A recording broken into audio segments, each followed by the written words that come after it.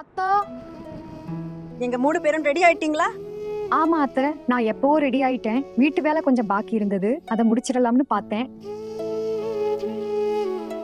ஏன் முகத்தை இப்படி மூடி வச்சிருக்க? இதுக்கு முன்னாடி நீ முக்காடு போட்டு நான் பார்த்ததே இல்லையே, இன்னைக்கு திடீர்னு என்ன ஆச்சு?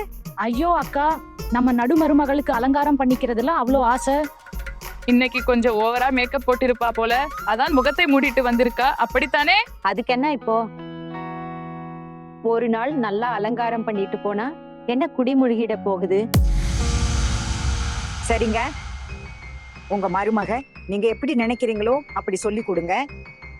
எங்களுக்கு என்ன, நாம எல்லாரும் ஒரே குடும்பமா இருக்கோம், அதான் எல்லார பத்தியும் யோசிக்கிறேன். இனிமே நான் எதுவும் பேச மாட்டேன். ஏன் பெரிய அண்ணி, எப்பவும் நீங்க உன் மருமக எம் மருமக, உன் பையன் எம் பையன்னு சொல்லிக்கிட்டே இருக்கீங்க. ஏன் இப்படி பண்றீங்க? நான் இந்த குடும்பத்து விஷயத்துல தலையிடுறதே கிடையாது. எல்லாத்தையும் நான் உங்ககிட்டயே விட்டுட்டேன். என் பையன் கூட என்கிட்ட பேசுறதை விட உங்ககிட்ட தான் அதிகமா பேசுறான்.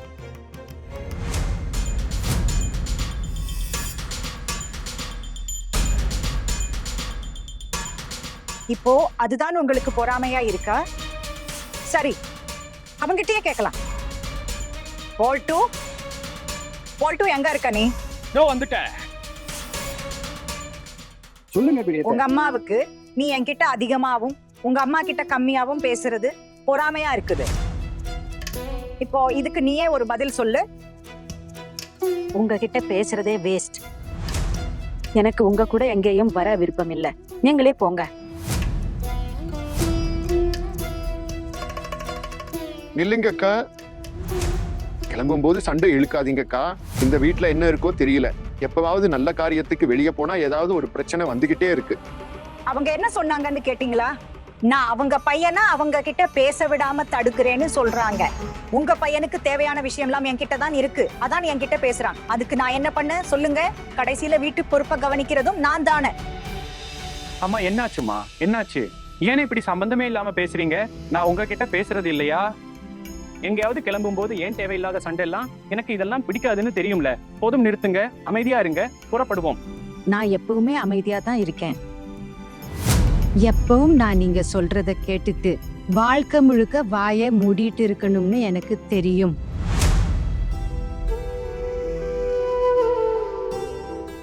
விஷயம் இவ்ளோதான்.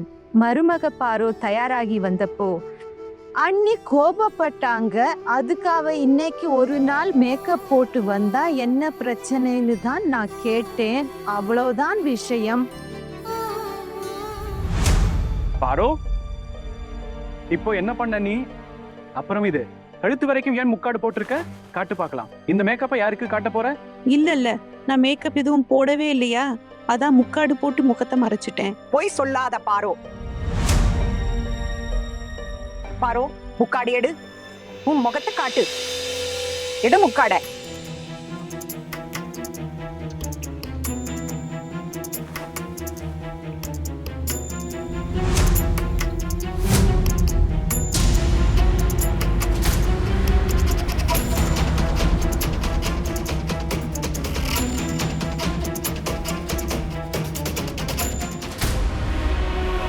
என்ன மேக்கப் இது நீ போட்டிருக்க?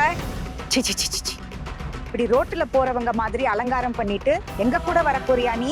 குடும்பமானமே போயிடும். போல்ட்டு, நீங்க இவளை உங்க கூட கூட்டிட்டு போங்க. இவ கூட போகணும்னு நினைக்கிறவங்க போகட்டும், ஆனா நான் இவ கூட வரமாட்டேன்.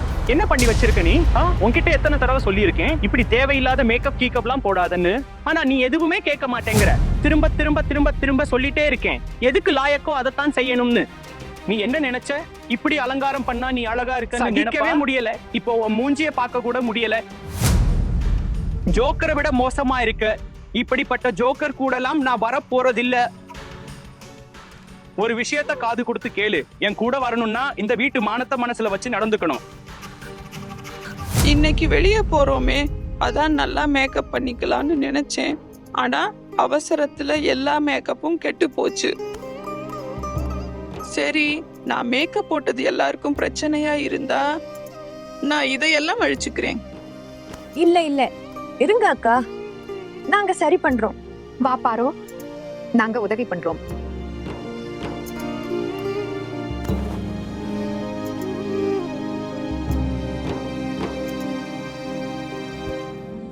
அம்மா, நான் அப்பப்ப யோசிப்பேன், நான் உங்க பொண்ணுதானான்னு. உங்களுக்கு இவ்வளவு பெரிய பாரமா நான் எப்படி இருக்க முடியும்? எப்படியாவது அந்த பாரத்தை இறக்கி வைக்கணும்னு நினைக்கிறீங்க. சரி சரி வா, எனக்கு எல்லாம் புரியுது. நீங்க 2 பேரும் சேர்ந்து என்னை தான் சொல்றீங்கன்னு. ஆனா ஒரு விஷயத்த நல்லா காது கொடுத்து கேட்டுக்கோங்க. உன் பொண்ணு கல்யாணத்துக்கு நாங்க அதிகமா செலவு பண்ண போறதில்ல. நான் ஏன் உங்ககிட்ட அதை எதிர்பார்க்க போறேன்க்கா? நான் என்ன விரும்புறேன்னா, மாப்பிள்ளை வீட்டுக்காரங்க கிட்ட கல்யாண செலவை பத்தி நீங்களே பேசிடுங்க. நாங்கெல்லாம் எதுக்குங்க பேசணும்? உங்க பொண்ணு தானே, நீங்களே பேசிக்கோங்க. சரி, நானே பேசிக்கிறேம்மா. எப்படியும் உண்மையை தானே சொல்ல போறேன். கல்யாண புடவைய தவிர என் பொண்ணுக்கு கொடுக்க என்கிட்ட வேற எதுவும் இல்லைன்னு. அட, இந்த பொண்ணு இன்னும் ஏன் தயாராகல? 20 பேர் வரப்போறாங்க. சாப்பாடு ஏற்பாடு ஆச்சா இல்லையா? அத பத்தி எல்லாம் நீங்க யோசிக்க தேவையில்லை. நீங்க போய் அவங்கள வரவேற்க நில்லுங்க. நான் பப்ளு கிட்ட இன்னைக்கு ஆபீஸ்ல இருந்து சீக்கிரம் வர சொல்லி இருக்கேன். அம்மா வருமவளே, பப்ளு வந்தானா இல்லையா? இப்போ வந்துருவாருமா. ஆபீஸ்ல எவ்வளவு வேலை இருக்குன்னு உங்களுக்கு தெரியும்ல. வேலைக்கு போகலன்னா வேலையை விட்டு தூக்கிடுவாங்க. நாம யாரையும் நம்பி உட்காரவும் முடியாது.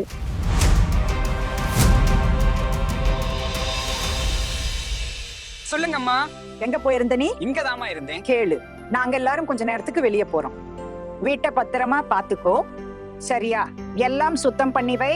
நாங்க திரும்பி வர்ற வரைக்கும் எங்கேயும் போக கூடாது. சரிங்க. உன்னை நம்பிதான் வீட்டை விட்டுட்டு போறோம்.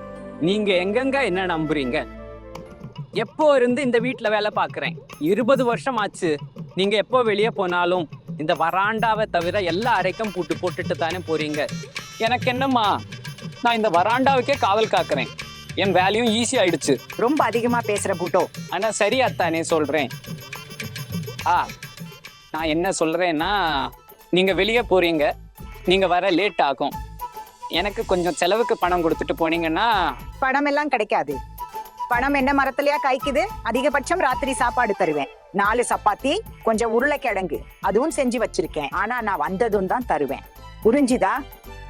எதையும் தொடக்கூடாது. டிவிய கண்டிப்பா போடக்கூடாது, சரியா? நீங்க 3 பேரும் ரெடியா? வரும். வா சின்னவளே. வாங்க வாங்க. தாஸ் அண்ணனை கூப்பிட்டு இருந்தேனே, எங்க அவரு? சொல்லிட்டேன் அண்ணி, ஒரு நிமிஷம். ஓ தாஸ் அண்ணா, ஓ தாஸ் அண்ணா. வணக்கம் வணக்கம் வணக்கம்ங்க. என்ன பண்றீங்க தாஸ் அண்ணா? தயாராக கொஞ்சம் லேட் ஆயிடுச்சு. சாட்டர்ஜி அண்ணா போலாமா? அண்ணி, நான் சட்டர்ஜி பாபுவையும் கூப்பிட்டு இருக்கேன். இவ்வளவு பெரிய வண்டி எடுக்கிறோம், எல்லாரும் ஒண்ணா ஆமா, போலாம்ல? ஆமா. பொண்ணு வீட்டுக்காரங்க மனசையும் பார்க்கணும்ல. இத்தனை பேரை கூட்டிட்டு போறோம், சரியா கவனிக்கிறாங்களா இல்லையான்னு பார்க்கணும்ல. அதுக்கு தானே இத்தனை பேரை கூட்டிட்டு போறோம். வாங்க. கோகோ அம்மா எங்க? ஓ கோகோ அம்மா, எங்க போயிருந்தீங்க நீங்க? சரி, இவங்களும் வந்துட்டாங்க, வாங்க. அர்ஜுன், உன் ஃப்ரெண்ட்ஸை கூட்டிட்டு வண்டியில ஏறு. சித்தப்பா, இதுலதான் போகணுமா? நாங்க ஒண்ணு பண்றோம், வேற வண்டி எடுத்துக்கிறோம். உனக்கு எங்க கூட வர வெக்கமா இருந்தா தனி ஏரோப்ளேன் கொண்டு வரவா?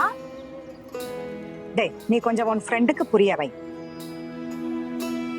இந்த விலைவாசி காலத்துல சேமிப்பு எவ்வளவு முக்கியம்னு.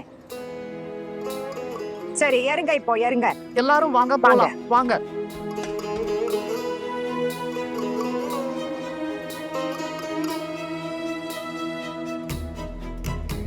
நட, வாங்க வாங்க வாங்க பெரியத்த, நான் ஹெல்ப் பண்றேன். எனக்கு யார் உதவியும் தேவையில்லை, நானே தனியா பாத்துக்கேன். 3 cheers to party. Hip hip hooray!